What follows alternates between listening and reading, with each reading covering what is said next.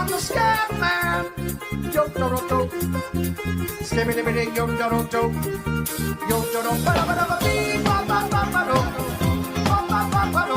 Wee, ba, ba, ba, ba, do. Happy Wednesday, you pumpers. Jingles, Coco here. Wednesday. NHL Puck Props presented by Bet99. I like today's slate, buddy, but better yet, how are you, pal? I am great. I like today's slate too. It's Wednesday. I don't like the weather. It's too cold. I've always been a fan of the snow, and I don't mind the snow. The cold it rubs me the wrong way, man. So I'll take you out on one of my hikes, bud. I can't believe what you told me you just did yesterday. God bless you. And I'm glad you're still alive, and I'm glad you're here with me today. What would you think? What's going to happen? Slip and fall like an old man and not? I don't know, man. You're going on this hike in this weather, like of animals. I don't know, like animals. Yeah. What do you think? What animals do you think you got to worry about? I don't know. Wolves, coyotes. Yeah, true.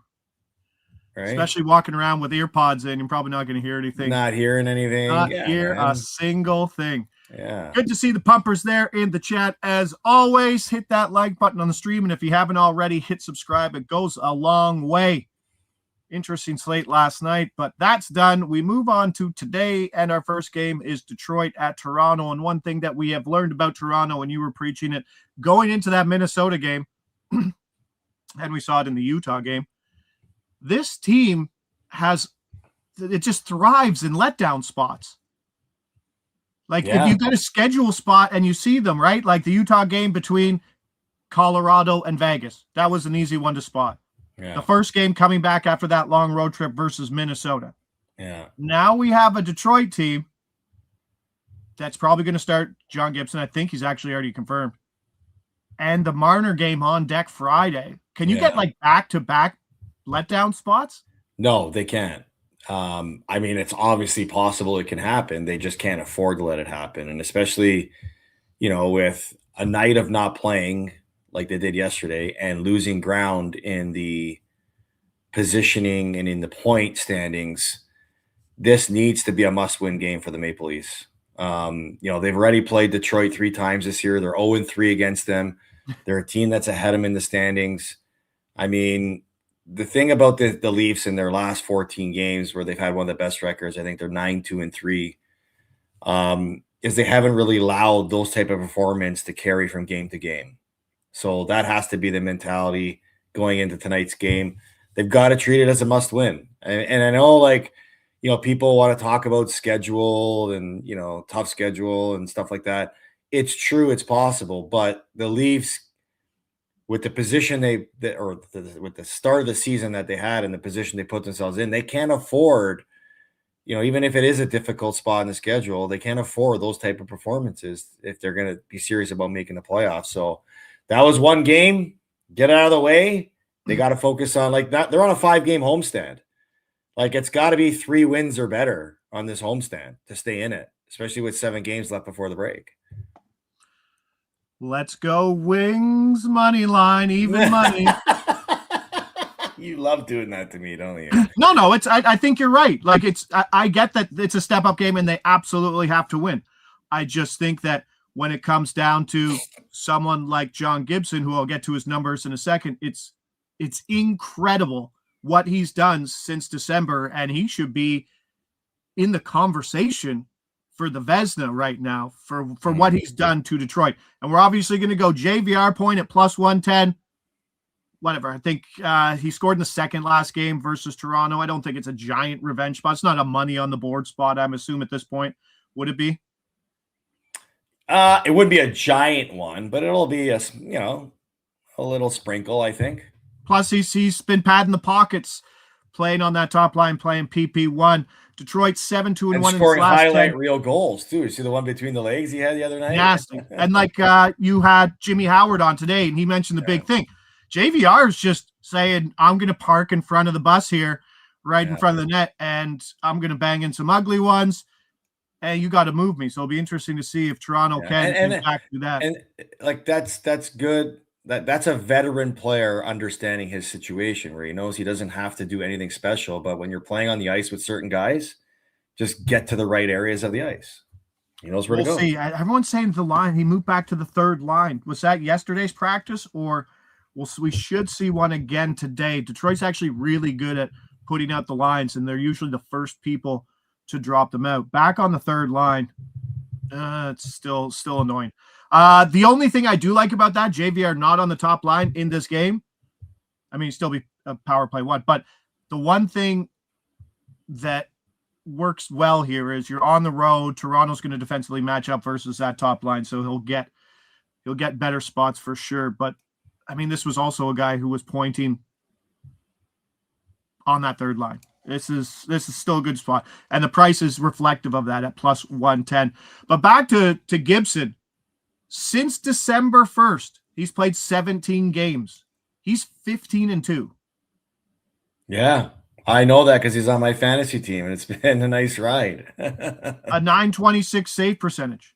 I mean, the Leafs have gotten healthier on the blue line, but they've allowed 21 goals over their last 4 games. 3.8 goals for, 3.4 against over the last 30 days. That is the biggest combination of goals. And when you're seeing over hockey from teams, it's usually not indicative of playing great hockey, and that's where we are with Toronto. So where do you have the Leafs in terms of getting away from their system of defensive hockey despite getting healthier on the blue line? Look, I mean, in the games that they've won, they've had good stretches of defensive hockey. In the games that they've lost, they've been exposed because it's been, lackluster mistakes. Defensive hockey has to start with Morgan Rielly. Like, the guy has to be the leader on the back end. And when he's not, and he's on the ice for most of the goals scored again, it's bad. It's a bad look. McKay's been struggling as of late. Like, when your best defenseman is Oliver Ekman-Larsson and Troy Stetcher, that usually says a lot about your defense group. So I think collectively, they've got to get better goaltending. Joseph Woll had an off night. Some of their defense had an off night. And I think when it looks the best is when those two positions are, playing together. All right. So I love how, yes. So Nick Porto did exactly what I do. There is crazy discrepancies in terms of people, other sites trying to put the lines out. Go follow Game Day Lines or follow my X account on the NHL Lines list. Anzi Khan said, Anzer Khan posted JVR still net front PP1. So that's for sure. Looks like Casper, Larkin, Raymond, DeBrincat, Kopp, Kane, Finney, Comfer, and JVR. Interesting spot with the team that's winning, but we'll see. So still PP1. I appreciate that. And those are the spots that are actually true. Like daily faceoff has been a very difficult thing to trust in terms of where the lines are, who's playing what. But on the other side, you got Matthews and DeBrincat goals in 4 of their last 5, each of them. McMahon is PP1, line 1. He's plus 132 for a point. Let me down in the last game. The Wings have hit the first period under 1.5 in 15 of their last 25 away games. That's coming from the Covers Trends page. And the Wings money line, plus 9 units, 29% ROI in the last 25 games. So that's why we roll with that. Jumping over Anaheim at Colorado, let's talk thousandth game. Alex Killorn for a point at plus 170. I was tweeting it out today. We've seen it in a couple other spots. Cutter Gautier's birthday was the other day. He had 2 goals, right? That's the first thing, Carlo, I look at when I get on the computer. I search hockey database on whose birthday it is today. Birthday goals and birthday money on the board is legit, but 1,000th game, where does that rank in terms of money on the board power rankings? That's big. That's big. Probably, because how many guys get to 1,000 games, right? Yep. That's probably 1 or 2 on the list of rankings. We've seen someone pointed out in the chat, Gibson's still around 75-1 for Vezina. It's still wide open. Sorokin, I think, is the number 1 guy, but I don't think it's locked in as much as some of the other spots. B-Day goals are very real. Nothing today. I'll try to post them as much as I can. So can you I mean, we do it a lot, but a lot of first-time listeners, what goes through something like a thousands game, getting to the arena, money on the board, and where the motivation actually comes from? Well, the motivation comes from, it's a teammate that is clearly facing a milestone or, a certain situation that means a lot to him. And two, it's, the motivation of rallying the group to come up with a big win. And inside a locker room, you're always looking for something, to inspire you to play a game. And this is one of those moments. Hall says 1 point in his last 8 games. Oh, I don't worry about a trend like that. All I worry about is the increase in opportunity with Leo Carlsson out. All he's doing is playing on the top line with Seneca and Granlund. He's playing power play too, but power play two had about 45% of the time. He had a goal there. He's plus 170 for a point, and he's playing 20 plus minutes. That is a big amount of ice time for a guy at that price. Nichushkin could be back. He practiced. There could be some questions on that second line in Colorado that had Victor Olofsson there last game. He had a power play point. I'm not sure if it was a goal. It looked like a power play 1 goal, but it wasn't. He was actually power play 2. It was just some crossover. Troy Terry questionable. Leo Carlsson out. Both teams playing over hockey. 7-3 to the over. Mackenzie Blackwood comes back. He's slapped with 5 goals in his return versus the Predators. And the trend in this game, looking at the Avs have covered the puck line at home, and they would have been the favorites. So the -1.5 puck line in 15 of their 20 home games for plus 10.85 units and a 47% ROI. Stu, okay, we'll get to that with old Stewie says, Josh, how is your Seneca future looking? I think it's still a great spot for what it is for the price we got it. But no matter what Schaefer does, even if Schaefer finishes 4th in points behind Kapanen, Demidov, Seneca, he's still winning. Well, here's what my argument will be on that, because I've done these Calder projections over the last couple of years. In order for a defenseman like Schaefer or any defenseman to win the Calder Trophy, there's been a benchmark that they've had to reach point-wise. Every defenseman that has won the Calder has hit the 50-point mark. Okay? Whether they lead the rookies in scoring or whether they don't. Matthew Schaefer needs 16 points to get to the 50-point mark. Yeah. Okay?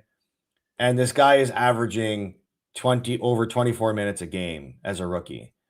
So even if he doesn't lead the rookies in points, and look, what Demidov is doing right now in Montreal is pretty special too. He's making it difficult for Schaefer to run away with this. Even though before the season it was a Demidov runaway prediction. But, Seneca, for me, the only way Seneca is going to win it is if he actually leads the rookies in scoring. And he's only 5 points back. And he's got 15 goals, 1 behind Oliver Kapanen, who's another Montreal Canadian. So those are the benchmarks I think that each player needs to have or get to win this thing.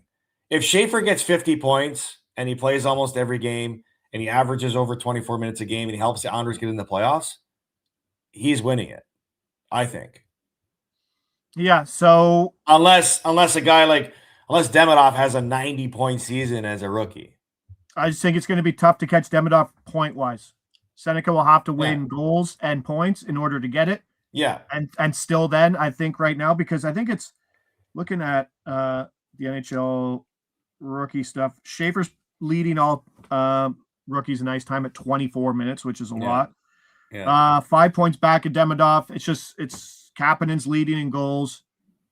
I think it's Demidov versus Schaefer right now, but the price is Schaefer minus 650 and the field for plus 430.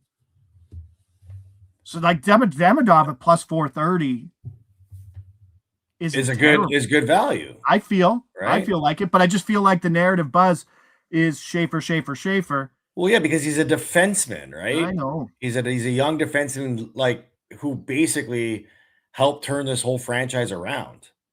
And he to me, he's more impactful than a guy like Demidov because of all the situations he plays. He plays 7 more minutes than Demidov.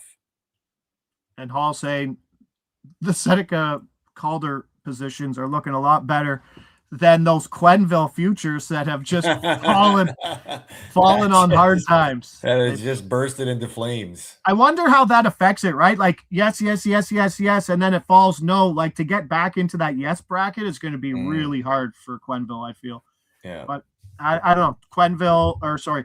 Demidov, I think, is a lot closer than the pricing indicates in terms of the Calder, because I think everybody's just talking about it. The Flyers go to Utah minus 170, and we are going Philly team total under 2.5 minus 115.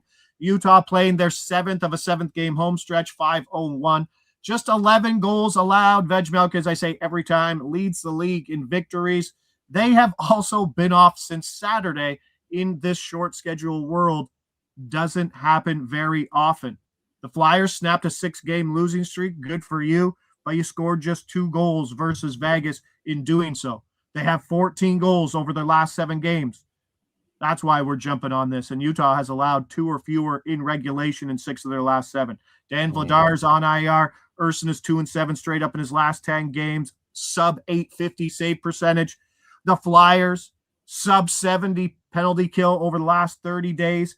It's just an ugly spot. On the Utah side, Krause coming off a 3-point game, almost 19 minutes. Don't love his minus 105 here. I don't think that's the best price for him. I think you'd probably want a better spot for a guy playing line 1 PP2. And the Flyers have hit the game total over 5.5 in 8 of their last 11 games for a 50% ROI. Flyers plus 210 to make the playoffs, or Bruins plus 230 to make the playoffs? Who you got? Well, it kind of feels like the Boston Bruins are going to be aggressive with some player acquisitions because they were in the hunt to get Rasmus Andersson, right? And I would choose the goaltending that they have over the goaltending that the Flyers have. And it's surprising that I'm saying that because I expected Boston to fall off the map completely.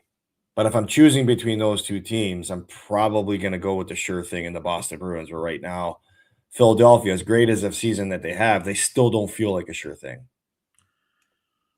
I think like Philadelphia could just spin out of control into some losing ways. Dan Vladar's really helped them. I just think this is a team that I don't think my record on under 2.5 team totals is fantastic. A lot of those have been on the Calgary side, but the market loves Utah.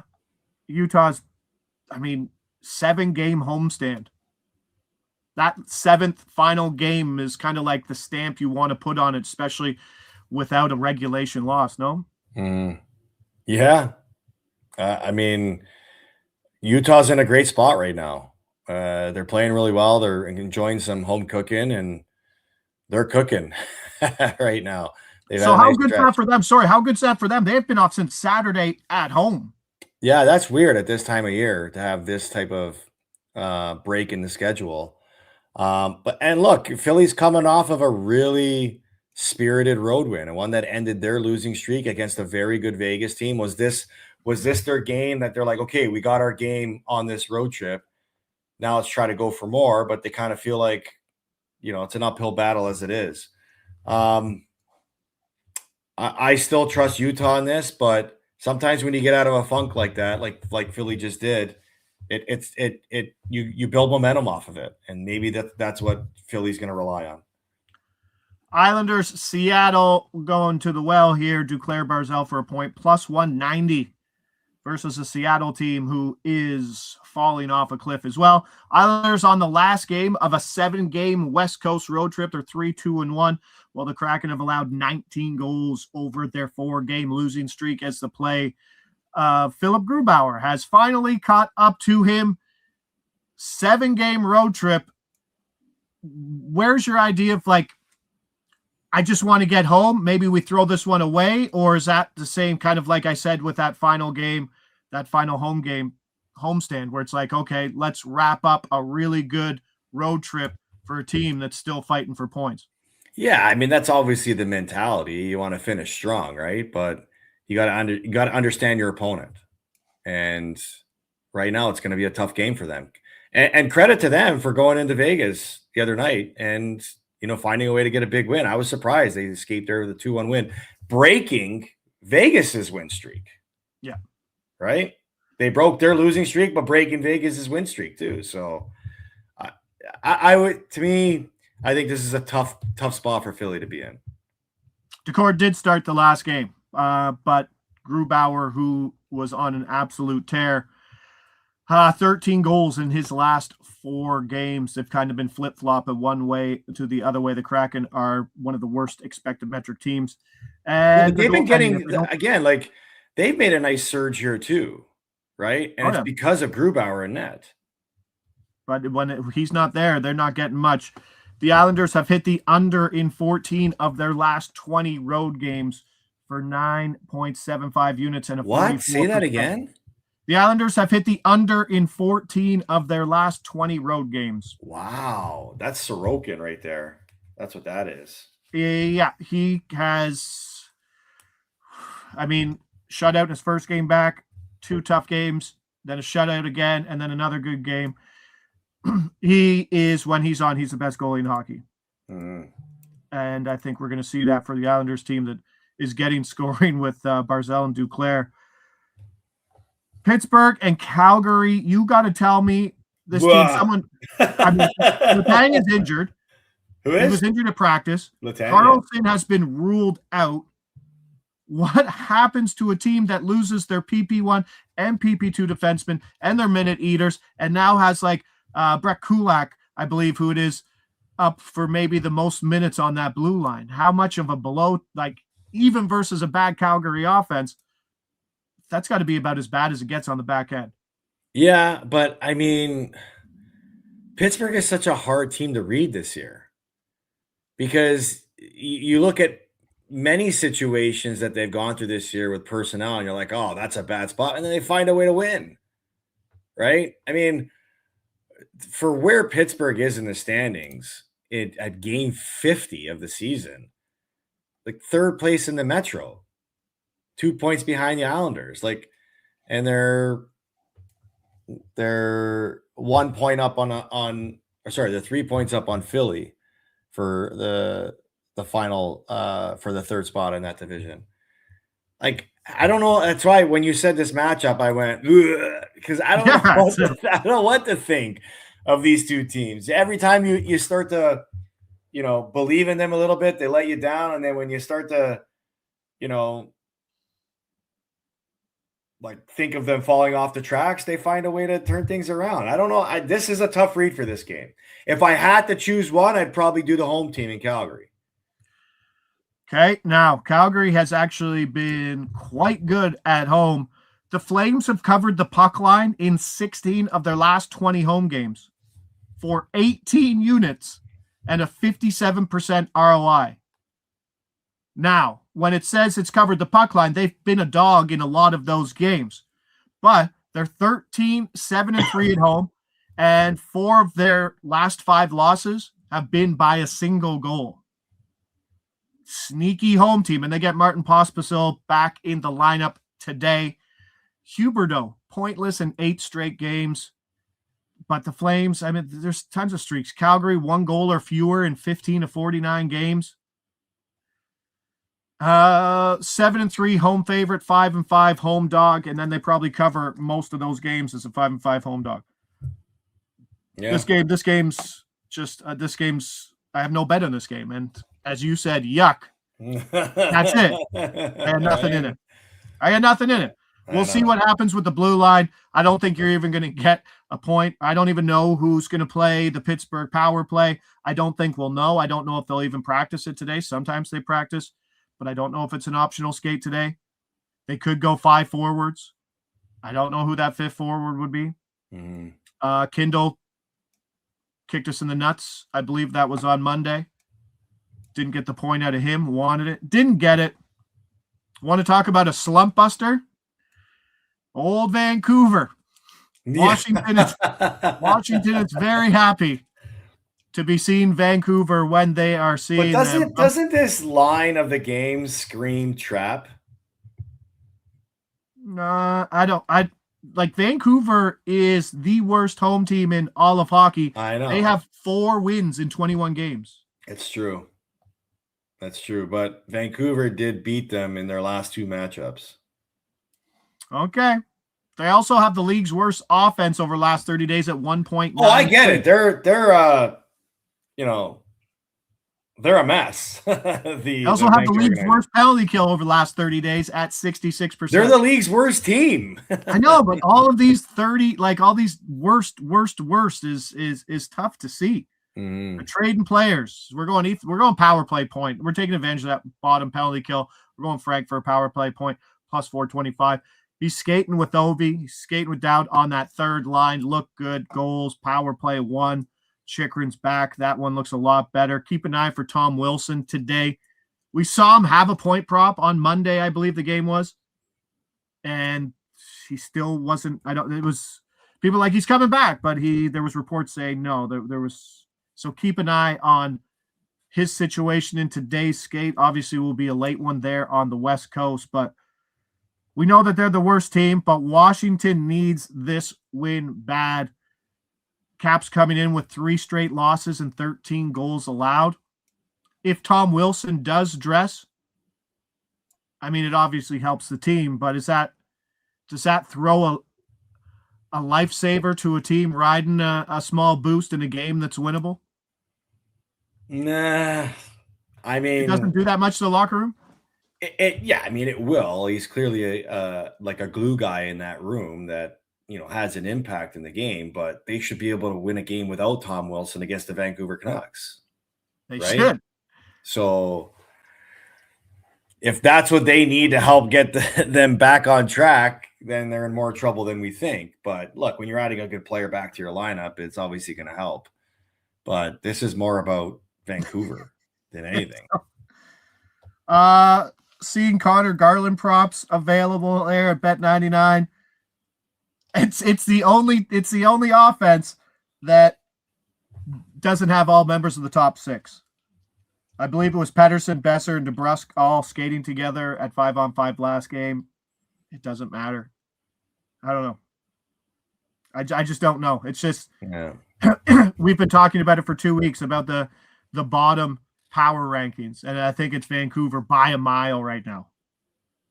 Yeah, big time. Yeah, we debated it a bit. Well, but here's the thing, like, because you're looking at them now and you're trying to project what they're going to be to finish this season. You have to think they're going to trade out more players. Do you not? Okay, so how does that work in a locker room where it's like, I don't know if I'm getting traded? Yeah. Like in terms of motivating factors. Well, some players that are being speculated about, potentially moving out. Maybe they're playing better because they're like, I want to play better so I can, if somebody's looking at me, I want to make sure that I want to get out of Vancouver. Right. Like, look, no player right now this year would choose to stay in Vancouver if they had an option to go somewhere else. But everybody in Vancouver knows that, hey, there's only limited jobs across the league. So if I'm not playing for somebody else, I got to play for my job on this team next year because everything's being evaluated. So to answer your question, maybe motivated factors for players on wanting to get traded. Calgary, Vancouver. We saw Panarin have a big game after his name was dragged through the mud in terms of not renewing it. Yeah. We'll see. It's not a game I'm going to stay up for. Let's just say that. No chance. Not a chance. I will fall asleep. No chance. I will crash early. But still trying to figure out today's boosted double-double in terms of where I'm looking for it. JVR moving off that third line really hurts. Can't do anything with him and Raymond. Don't want to do that. It's so hard to find value in Colorado props. And is it Islanders Kraken? No, it can't be. No, you got to do Anaheim, Colorado with a double-double. It's got an over-under of 7. Okay. No? Yeah. Or we just go square. You can get Gibson. Like Gibson scares me as a player right now. Gibson who? John you Gibson. said player, so that's why I was like, did I miss something? Okay, if he said, well, goalie. I didn't say skater. Come on now. Larkin, Raymond, or do we go DeBrincat and Kane, but they're not power play one correlated? Larkin, Raymond, McMahon, Domi, plus 750.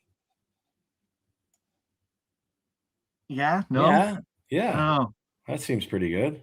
I know. How about a double from two different games?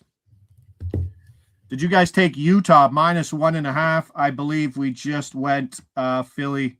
You could go the other way. I got Philly team total under 2.5, which is kind of saying the same thing.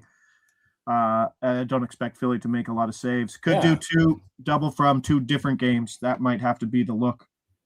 Utah, Pittsburgh, Islanders. I don't know. We're going to have to do some thinking. But a good slate here. Not staying up for that late game. We'll talk about Vancouver tomorrow. Not a giant slate tomorrow, which is nice. But that's how we run things up. Lots of time coming up here right before the Olympics. I think we go to February 8th around then. So teams getting everything in. Josh Inglis, Carlo, Colaiacovo, NHL Puck Props presented by Bet99. Appreciate everybody there in the chat. Hit that like button on your way out if you haven't already. Lead us out there, Coco. We'll see you tomorrow. Let's start the week off with money in our pockets. I'm the scat man. Yo, do, do, do. Skimming,